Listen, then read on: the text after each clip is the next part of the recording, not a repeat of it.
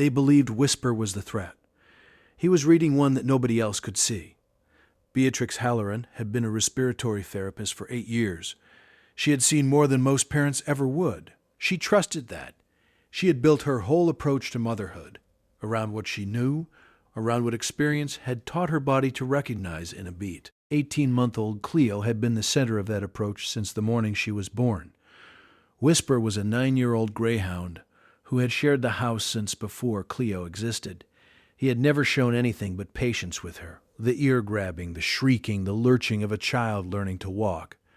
He was the kind of dog people described as gentle, to the point of being a little dull, which is why what happened that morning in their brick colonial in early September made no sense. It was the kind of week where nothing was supposed to happen.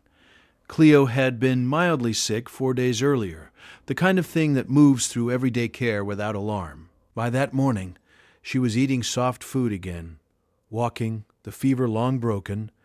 By every measure Beatrix knew, she was getting better. It started in the kitchen. Cleo woke fussy, the way babies do when something is not quite right but they cannot say what. Beatrix fed her, changed her, held her. Within 20 minutes, Whisper was circling the high chair every time the toddler ate. Not threatening, not aggressive. Just there, immovable, his attention locked on the child in a way it had never been before. Beatrix watched from the wingback love seat, coffee in hand, and felt the first threat of unease. Whisper, go lie down. He lifted his eyes to her and stayed exactly where he was. Cleo began to cry. He didn't back away. He leaned closer. That detail would matter. She didn't know that yet. She set the coffee down. He was holding the position for 2 full seconds at a time, then pulling back to look at her, directly, flat on, then lowering his face again. He was reporting something. She would understand that later. In the moment, she only saw a greyhound too close to a crying toddler, and her body registered the size differential before her mind caught up. It happened again 20 minutes later.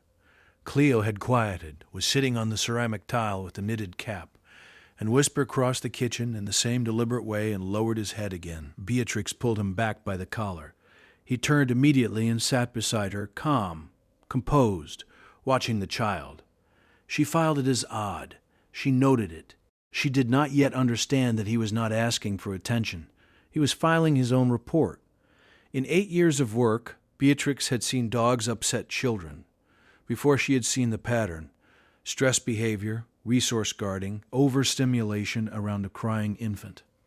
She had seen families dismiss warning signs until it was too late, and she had written notes about exactly the kind of fixation she was now watching unfold in her own kitchen. The size differential alone, the weight of a large animal against the small body of a toddler, made her stomach tighten in a way she recognized as professional instinct. She crossed the room and put herself between them. Whisper moved around her. He wasn't growling. He wasn't stiff. But he would not leave Cleo alone. Donovan came in from the next room and watched for 30 seconds. Should we put him out back? Beatrix was already nodding.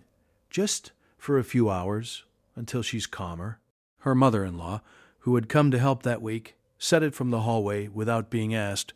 You're right, you can't take that risk with a baby. They had all reached the same conclusion. That felt at the time like confirmation. She had used the exact words she would have used in a clinical note. She had the training, she had the years. She had the framework that told her with professional certainty what she was watching. She did not yet know that the framework itself was the trap. The side door to driveway clicked shut. Cleo stopped crying almost immediately, which felt like proof. Beatrix picked her up and held her, and felt the quiet of a problem solved. She set her down on the ceramic tile near the pacifier and went to fold laundry in the next room, this new bassinet on the counter beside her. Whisper was scratching at the side door to driveway within 10 minutes. Not barking, scratching, a continuous, focused, rhythmic scraping that did not stop. Donovan let him back in, more out of frustration than understanding. He went directly to the doorway of the room where Cleo now lay, positioned himself at the threshold, and would not move. Beatrix came to stand beside Donovan. She looked at Whisper standing over the sleeping baby. She looked at how still he was, how focused. He had never done this before. Not once. He's fixating on her, she said. Donovan nodded slowly. They had both reached the same wrong conclusion in the same wrong way. Neither of them asked why he was starting now. They moved him to the back bedroom that night.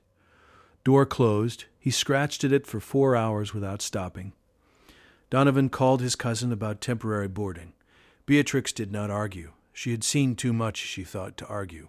She wrote in her journal that night, "I almost gave the dog away today."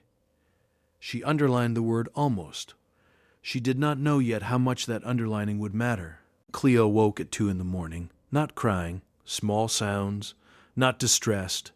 Beatrix gave her 10 minutes on the snoo bassinet. The sounds did not change. She turned over. At 3:07 a.m, she heard Whisper hit the back bedroom door. Not scratching. Impact. The full weight of a grown dog throwing himself against a hollow core door. Then again. Then again. She was moving before the thought finished. Down the hall, the door shaking in its frame. She grabbed the handle, and Whisper pushed past her before she could speak and ran, not walked, directly to the room where Cleo lay.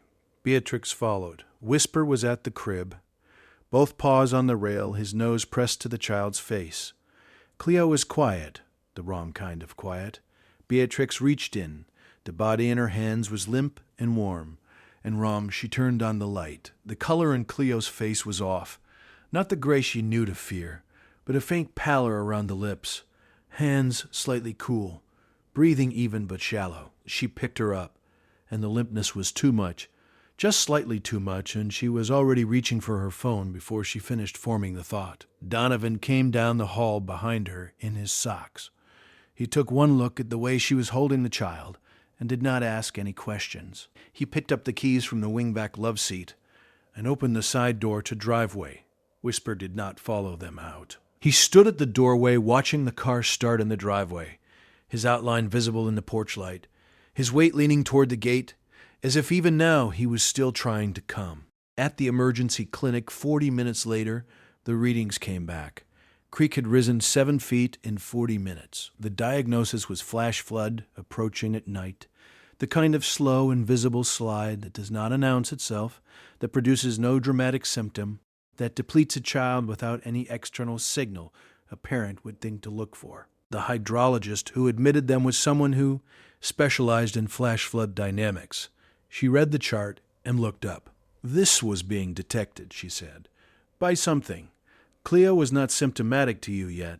By the time a parent sees this, we are usually managing a crisis. You brought her in within the window, where we could correct it without consequence. Beatrix told her about Whisper, about the face pressed to the child's mouth, about the scratching at the side door to driveway, about the impact at 3:07 in the morning. The doctor wrote something on the chart and set her pen down. Dogs detect atmospheric pressure drop at concentrations thousands of times below human sensory threshold, she said. In a child whose condition is shifting across hours, that signature is changing. He has been reading a chemical profile that is invisible to anyone in your house. He was telling you. You filed it as aggression because you have a framework for aggression. You do not have a framework for what he was actually doing. Another 9 minutes, and we would be having a very different conversation. Beatrix sat with that for a long time. The face pressed to Cleo's mouth each morning, not aggression, breath detection, the refusal to leave after every correction, not defiance, an alarm that could not turn itself off, the scratch at the side door to driveway, not impatience, the sound of him trying to get back to his post, the vigil at the threshold over the sleeping child, not dominance, medical surveillance, the impact at 3:07, not destruction, a guardian locked outside by the person he was trying to protect. He had been reading what she could not see since the moment Cleo woke fussy that morning. Has your dog ever done something that made no sense until it was the only thing that made sense? Tell us in the comments. These stories deserve to be heard. They drove home in the dark. Cleo was stable, drowsy, wrapped in a hospital blanket. Donovan carried her inside. Beatrix opened the side door to driveway. Whisper came in without drama. He walked through the kitchen, past the pacifier, past the knitted cap on the ceramic tile, and crossed to where Donovan had set Cleo down. He lay close beside her, the full length of his body against her side. Beatrix sat on the ceramic tile across from them. She did not reach for her phone. She did not move to the kitchen. She watched the slow rise and fall of her child's chest. She watched Whisper's ribs rise and fall in time with it. She watched the place on his shoulder where the wood of the bedroom door had left a faint mark from the impact at 3:07. She did not say anything aloud. She said one thing in her head, the same thing over and over, the only thing that made sense to say. "I'm sorry, Whisper." He did not move for a moment. Then he pushed his nose against her hand and settled again beside the sleeping child. Every guardian deserves to be recognized, even the ones who never ask for anything in return. If stories like this matter to you, subscribe so you never miss the next one. She stayed on the ceramic tile until the morning began to gray in the window. She watched the snoo bassinet blink its small green light at slow intervals. She listened for the breath that, the night before, had almost stopped without anyone in the house, except Whisper understanding what it meant. Cleo is wearing a continuous monitor now. Her numbers are stable. Most nights, the monitor does its job. Every night, Whisper lies at the foot of her bed anyway, because the numbers can change and he is still watching. He has not stopped watching once in all the months since. There is a thing she thinks about often now, sitting alone in the kitchen in the early hour before the rest of the house wakes. The framework she had built across 8 years of professional training was real. It was earned. It was, in its own context, correct. But it had been built from the cases she had seen. It had been blind by its nature to the cases she had never been in the room for. Whisper had been working from a different framework. A framework that had nothing to do with anything she had been taught. A framework that began at the level of a single molecule and ended at the foot of a sleeping child. She had treated his framework like noise. He had treated hers like a danger. Only one of them had been correct. She has not written about it. She does not know how. The cases she has filed across her career are organized by category, indexed by symptom, ordered by diagnostic clarity. There is no field on the form for the thing Whisper did. There is no category for the kind of attention he was paying. There is no symptom that captures the sound of a hollow core door under the shoulder of a Greyhound who had figured out, before any of them, that the small body on the other side of the door was running out of time. She thinks she will figure out how to write it eventually. For now, she only sits with the knowledge that, on the night it mattered most, the only competent professional in the house had been the one without a badge. The next story involves a dog who changed his behavior 3 weeks before a diagnosis. No one saw coming. Whisper lay beside the sleeping child, his weight against the baby gate, holding the post he had chosen.